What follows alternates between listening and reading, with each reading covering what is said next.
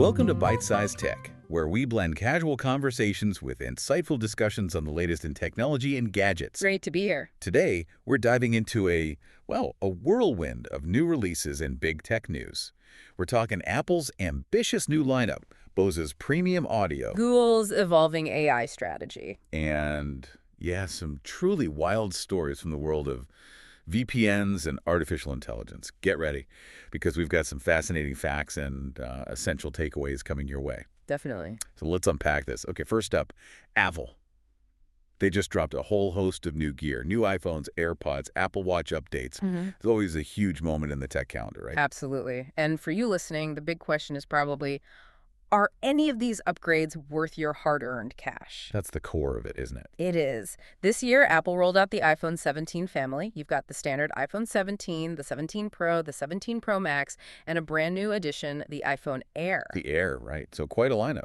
Yeah, it is. And while some changes are, evolutionary, others are pretty significant, especially when we compare the Pro models to last year's. And what immediately jumps out to me, at least, is that despite all these new features, the starting prices for the iPhone 17 Pro and 17 Pro Max, they're staying put. $1,099 for the Pro, $1,199 for the Pro Max. Yeah, same as the 16 series. It almost feels like a strategic move, maybe. Soften the blow for some serious upgrades under the hood. Exactly. Don't let that price consistency fool you. There's a serious performance leap here. The 17 series boasts the A19 Pro chip. The A19 Pro. Okay, a notable jump from the A18 Pro in the 16 series. For you, this means everything from gaming to video editing will feel smoother, faster. Right. Plus, all new iPhones are getting the N1 wireless chip. That enables Wi-Fi 7, Bluetooth 6, and crucially, Thread support across the board. Hold on. Wi-Fi 7 and Bluetooth 6 are clear upgrades, yeah. But you mentioned Thread support. What exactly is Thread? And why should we, as maybe smart home enthusiasts, care about it being on our new iPhones? That's a great question, because Thread is quietly a game changer for smart homes. Think of it like a dedicated low-power mesh network. It makes your smart devices more reliable, more responsive, and less dependent on just Wi-Fi. With Thread support, your iPhone essentially becomes a more robust central hub. It makes your lights, thermostats, all that stuff work together more seamlessly, more efficiently. Better stability, better speed for the connected home. Exactly. It's about stability and speed. And for the first time, the 17 Pro Max offers a massive 2 TB storage option. 2 terabytes. Wow. Yeah. That's huge if you're constantly shooting high-res video or have a massive photo library. Huge. Now, something else that really caught my attention for the 17 Pro Max is this. Vapor chamber thermal management system. That sounds pretty intense, like something out of a supercomputer. Ah, yeah, it does sound fancy. What does that actually mean for daily use? Will my phone finally stay cool when I'm pushing it or, in the middle of a long gaming session? It absolutely should. The vapor chamber, combined with improved power management, translates directly to significantly longer battery life and better sustained performance. We're talking about substantial jump. How substantial? Okay, so the 17 Pro now offers up to 33 hours of video playback. That's an extra 6 hours compared to the 16 Pro. 6 hours more, wow. And the 17 Pro Max is even more impressive, giving you up to 39 hours of video. That's 8 hours more than its predecessor. 8 hours, that's significant. It really is. And when you do need to juice up, the new series can hit 50% charge in just 20 minutes. A solid 10-minute improvement over the 16 series. Okay, so better battery, faster charging. These are practical, impactful upgrades. Definitely. That's a game changer for people who live on their phones. Now, on the outside, we're seeing some fresh colors. Silver, cosmic orange, deep blue, which are always fun. Yeah, the colors look nice. But I also noticed a shift from the titanium body of the 16 Pro Max to an aluminum unibody and ceramic shield too on both the front and back for the 17 Pro and Pro Max. Yeah. Is that about durability or more of a design choice? Well, Apple is definitely touting enhanced durability with the ceramic shield too. It's designed to be tougher, yeah. But the most visually striking change, and perhaps the most divisive, is the new camera plateau on the 17 series. Plateau, okay. Yeah, when I first saw it, it definitely made me do a double take. Some early reactions have called it a bit, ugly or bulky. A stark contrast to the sleeker designs of the past. So it's a statement piece, maybe not one everyone likes. Exactly. It's certainly a statement, but whether it's a good one is up for debate. The dynamic island and triple camera system are still present, of course. Yeah, that plateau sounds prominent. A bold design choice, for sure. And the display.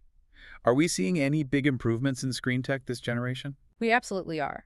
The 17 series displays are significantly brighter, which has a massive practical impact. They offer 1000 nits max brightness, 1600 nits peak HDR, and an impressive 3000 nits peak outdoor brightness. 3,000 nits peak outdoor. Wow. Yeah, so what that means for you is even under the harshest direct sunlight, your screen will remain crisp and legible. It's a huge upgrade for anyone who uses their phone outdoors a lot or, consumes HDR content. So we'll actually be able to see our screens outside. Nice. And for all the photographers and selfie enthusiasts out there, what about the cameras? Is there a noticeable leap in image quality? A very noticeable leap, I'd say. The 17 Pro and Pro Max now feature a trio of 48 megapixel cameras on the back. All three are 48 MP. Yep, all three, with an impressive 8x optical quality telephoto shooting. More megapixels allow for greater detail, more flexibility, especially when cropping or using digital zoom. But it's really Apple's computational photography that elevates the image quality. Right, the software magic. Exactly. And the front-facing selfie camera has also been bumped up significantly to 18 megapixels. 18 MP, okay. Which is a considerable upgrade from the 16 Pro and Pro Max. They had a 12 megapixel telephoto with 5x optical zoom and a 12 megapixel selfie camera. So clearer, more versatile photos and selfies across the board. Okay, that's the Pro line covered pretty well. But let's talk about the standard iPhone 17 and that intriguing new iPhone Air. The base iPhone 17 sounds like it's finally getting some serious love, catching up to modern standards. It truly is. The standard iPhone 17 now boasts a larger 6.3-inch display. Bigger screen, good. With an adaptive 120 Hz refresh rate, finally. Finally, yes. Apple has finally brought this smoother, more responsive display to its base model, which is a huge quality of life upgrade. It also gets the powerful A19 chip. Same as the Pros. Or just A19? Just the A19, not the Pro variant, but still a big performance boost. And standard 256 GBs of storage, double the iPhone 15's base. That's huge. Double the storage is becoming almost essential these days. Absolutely. And the cameras on the standard 17 also sound like they've seen a boost. Definitely. The iPhone 17 features an improved 48MP ultra-wide camera and an 18MP center stage selfie cam. Center stage on the front. Okay, that front camera is particularly neat. It's capable of smartly adjusting to keep you in frame for both portrait and landscape selfies without you needing to physically turn the phone. Oh, that's clever. Yeah. And the standard iPhone 17 also comes in some fresh new colors: black, white, mist blue, sage, and lavender. Gives you more options. And then there's the ultra-thin iPhone Air, which replaces the Plus model. Now, I've heard some playful banter online, even calling it the Airhead. Uh-oh. Yeah, I saw that too. Because of its single-camera lens and apparently worse battery life, practically requiring a MagSafe battery just to get through the day. Is that fair? Who is this phone really for? That's where Apple is taking a bit of a gamble, I think. Many feel these new designs, from the camera plateau on the Pros to the Air's singular lens and, compromised battery life, might make some users less likely to upgrade. The Air seems tailor-made for those who prioritize extreme thinness and aesthetics above all else, even if it means compromises on features like the camera system and battery. So form over function, maybe? Pretty much. It's an interesting statement, but for most people, I think the trade-offs might not be worth it, especially when you look at the advancements across the rest of the lineup. Right. Okay, moving on from phones to what we stick in our ears, personal audio. Bose just dropped their new Quiet Comfort Ultra earbuds, the second generation.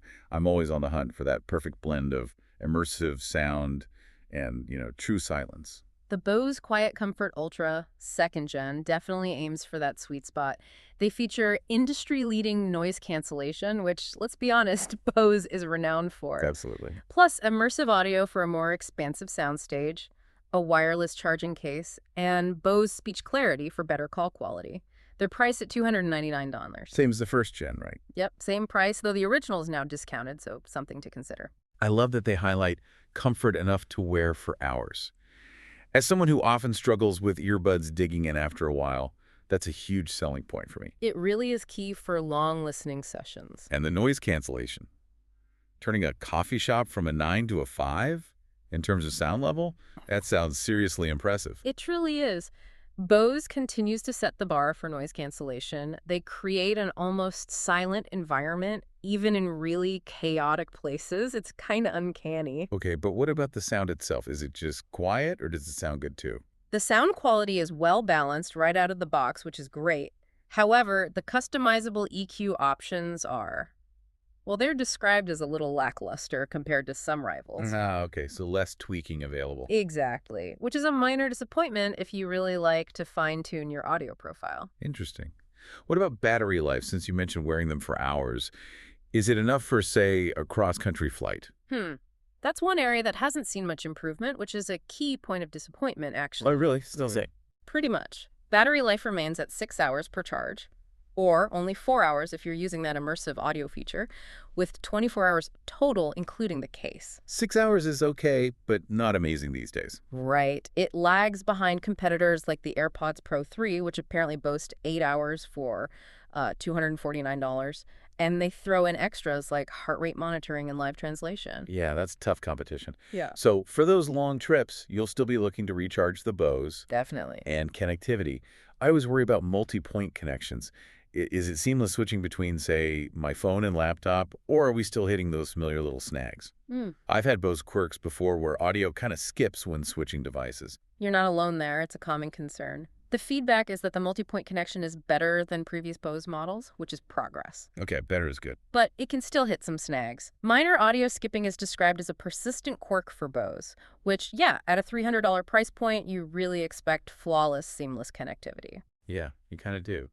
So, summing up the Bose, while they offer top-tier noise cancellation and comfort, maybe not a compelling upgrade for first-gen owners, especially with fierce competition out there. Exactly. While they certainly offer a better combination of comfort and noise cancellation than most on the market, they might not be a must upgrade for first-gen owners. And the overall value proposition faces strong competition from other earbuds offering, more features or better battery life for a similar or even lower price. Right.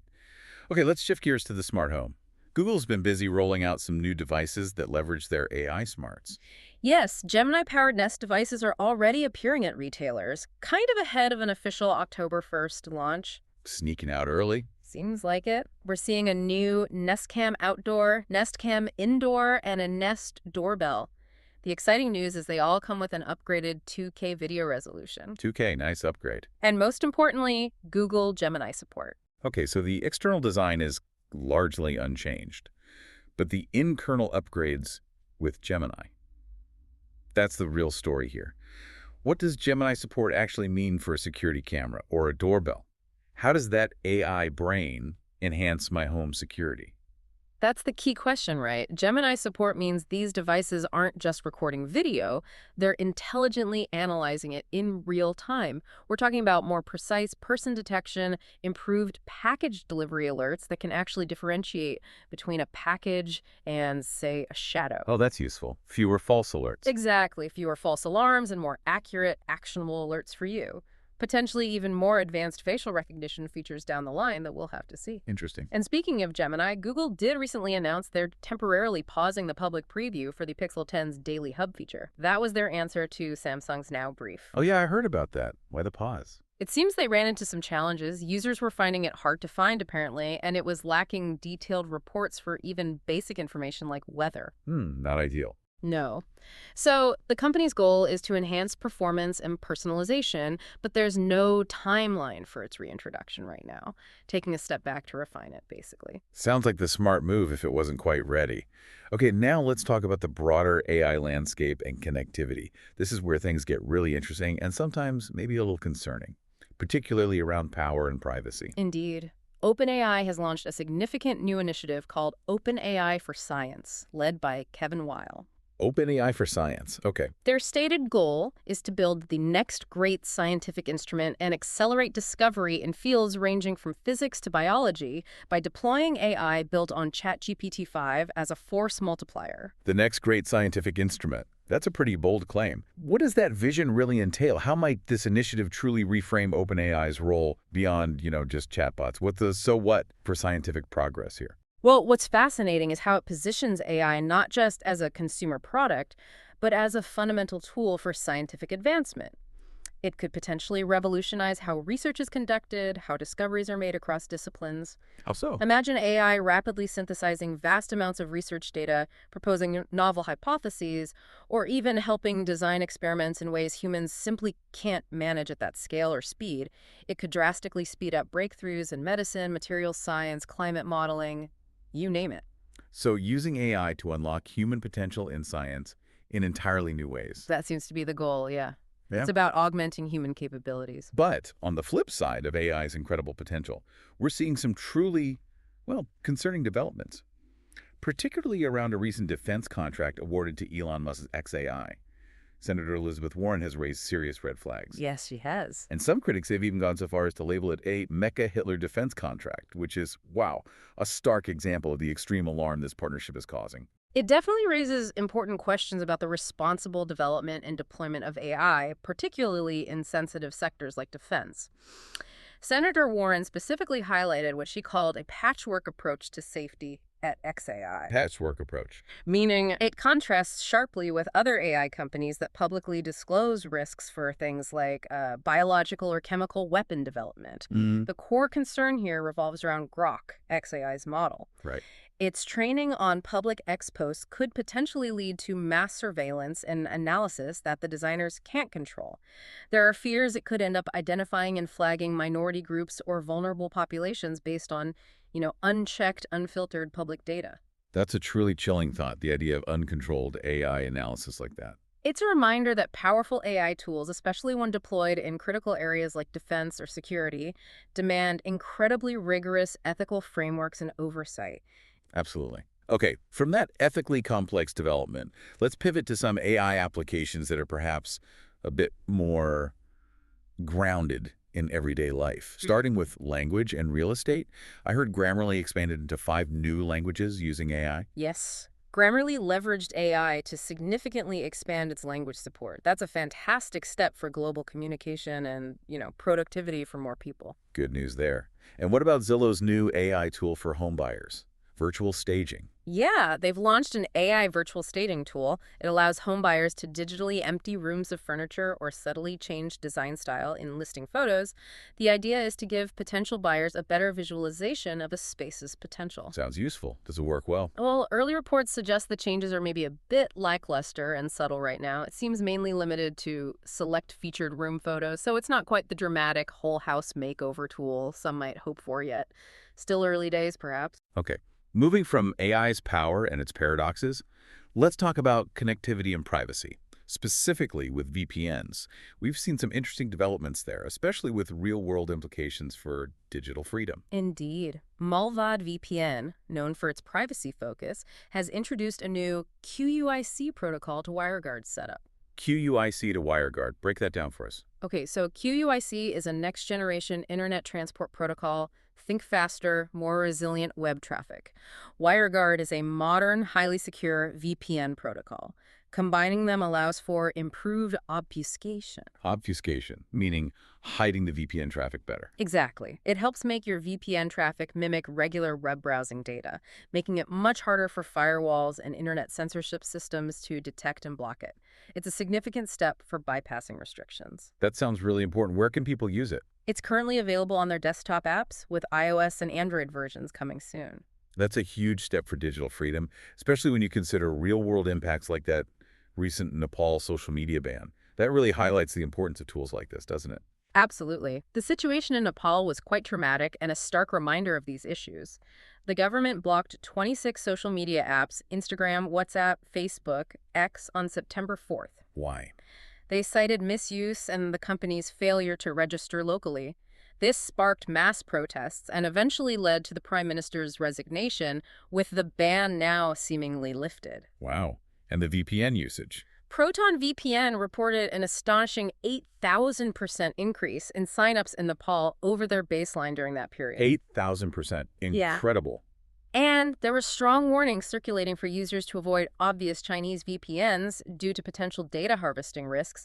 It truly underscores how essential these privacy tools become when digital access is suddenly curtailed. Okay, let's do a rapid-fire round, some other interesting tech tidbits on what they might mean for you. What have you got? All right, first up, reports indicate that the PS6 won't abandon physical games. Good news for collectors. The disc lives on. Seems like it. It's tipped to feature a detachable disk drive, much like the PS5 Slim. It offers consumer choice while allowing Sony to, cut costs and maybe innovate more on the console design itself. Makes sense. Next, Samsung confirms the trifold phone will launch later this year. trifold. Not just a flip or a single fold. Nope, trifold. 2 hinges, 3 displays that unfold into one larger screen, like a 6.49-inch cover display and a massive 10-inch interior screen when opened up. Whoa, that's blurring the lines between phone and tablet for sure. Definitely a bold vision for mobile computing. Okay, what else? Tesla's new Megablock. It's a pre-engineered battery system. Promises up to 40% lower construction costs for utilities by integrating their latest Megapack 3 battery tech. So cheaper, faster, large-scale battery storage. Big deal for renewables. Huge deal for grid-scale storage, yeah. And for music lovers, maybe some long-awaited news. Spotify is finally launching support for lossless music streaming. Finally. They've been talking about that for years. Years of consumer demand, yeah, it levels the playing field with Apple Music, Amazon Music, Tidal. Though the real question is whether mainstream listeners will actually prioritize high-fidelity audio enough to potentially pay more for it. True. Convenience often wins. What else? A shift at the very top. Larry Ellison of Oracle has apparently usurped Elon Musk as the world's richest person. Really? Wow. Yeah, Ellison's wealth soared to a reported $393 billion, largely thanks to Oracle's booming cloud business. Just shows the immense power of enterprise software and cloud services. Incredible. Any shifts in the AI competitive landscape we should note? Absolutely. Microsoft is reportedly lessening reliance on OpenAI by also buying AI from rival Anthropic for Office 365. Diversifying their AI bets. Exactly. It doesn't mean they're abandoning OpenAI, not at all, but it clearly signals growing competition and a desire to maybe hedge their bets, integrate different strengths. Ultimately, it could mean you get access to an even broader range of AI capabilities within Microsoft products. Interesting move. Anything else for the quick hits? One more for Apple fans. A MacBook Pro OLED is tipped to launch next year using Samsung displays. OLED MacBooks. Nice. Yeah, promising increased brightness, deeper blacks, and improved power efficiency over the current mini LEDs. And there's even talk of potentially removing the notorious notch by 2026. Bye-bye notch. We can dream. That'd be nice. A truly all-screen experience. Okay, let's try and connect all this to the bigger picture for you listening. We've gone from iPhones trying really hard to convince us they're truly new, to AI tools making potentially incredible scientific leaps. but also getting into some genuinely wild controversies like that XAI contract. And then there's the ongoing fight for digital freedom, highlighted by VPNs in situations like Nepal. It's a lot to process. It really is. So what stands out to you as the most impactful or surprising piece of tech news today?